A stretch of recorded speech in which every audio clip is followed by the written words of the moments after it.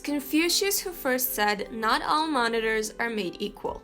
And of course, he was right. There are many things to keep in mind when buying a gaming monitor, like size and resolution, refresh and response rates, and other things. But we want to make this question broader before we get down to the actual comparisons by saying not all displays are made equal. So we ask, do you have to use a monitor for gaming? Can a TV serve this purpose just as well? And if so, how well do these two options stack up? If these are some of the questions that keep you up at night, you've come to the right place.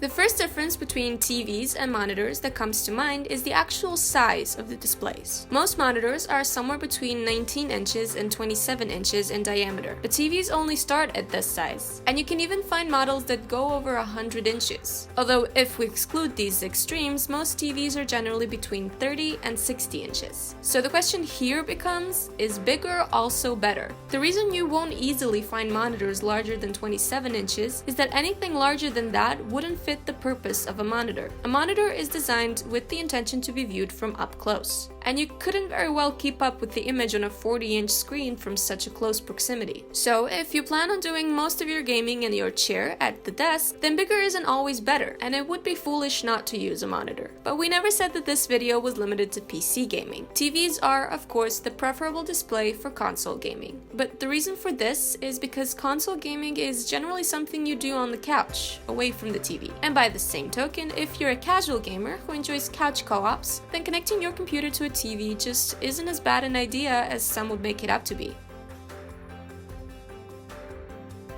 The next thing we have to mention is the resolution, because it directly ties in with the screen size. After all, the diameter of the screen won't dictate how many pixels it will have. The more pixels there are on the screen, the sharper and denser the image will be. Now, there are three relevant resolutions for monitors: 1080p, 2K, and 4K. But on the TV side of things, the resolutions we have are 720p, 1080p, and 4K. Let's consider 1080p first, or Full HD as it's also called. The sweet spot for 1080p gaming monitors is 24 inches, but Full HD TVs only start at 32 inches. This is a fairly decent resolution, and a 32-inch Full HD TV could be made to serve the purposes of a monitor, although it would preferably take a longer desk. But you should definitely not get a TV for gaming if it's smaller than 32 inches, because this will without a doubt be a 720p resolution TV, and this resolution is quite outdated. Now, the interesting bit comes with the 4K resolution. Even though there are roughly 4 times as many pixels in 4K than they are in 1080p, you'd still be hard-pressed to find a 4K gaming monitor larger than 27 inches. And this is because, like we've said, anything larger is no longer fit for viewing up close. But this is the only reason why this is the sweet spot for 4K monitors. The picture will be incredibly dense, even on much larger screens. So if you're planning on getting one 4K display, then you should at least consider getting a 4K TV and not a monitor. You could always hook it up to your PC when you want to game in 4K and do it from your couch. Although you will have one thing working against you, and this is the response time.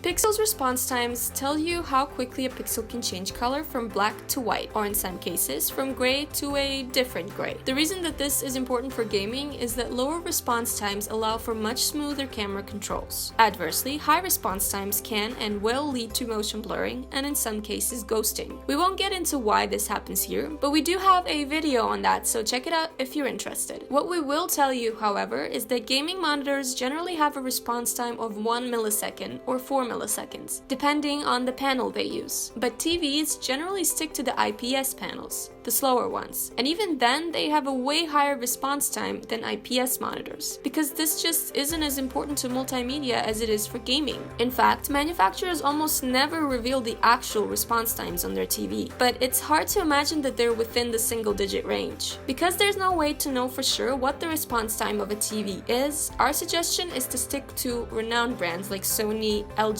or some others to ensure the best quality. And definitely be sure to test out the TV in person if you're worried about motion blur. And finally, there are the connectors. Believe it or not, this is probably where the biggest differences between TVs and monitors lie. Both of these usually have 3.5mm audio jacks, USB ports, and HDMI, but this is where the similarities end for the most part. Monitors have DisplayPort connectors in addition to HDMI, so if you value those highly, then you have to go with a monitor. And because the intended use of TVs is multimedia, they generally come with a plethora of other connectors that monitors don't have. In addition to the ones we've mentioned, they might also have optical audio ports for hi-fi speakers and home cinema setups, and coaxial connectors for a TV signal. Some models may have analog SCART, composite, and component inputs. And finally, an Ethernet port is very common in smart TVs. Monitors are designed primarily for gaming, and TVs for multimedia, and only you can decide which one you need more. That said, Gaming Scan is primarily a gaming channel, so we have to address the biggest downsides that come with gaming on a TV, and these are high response times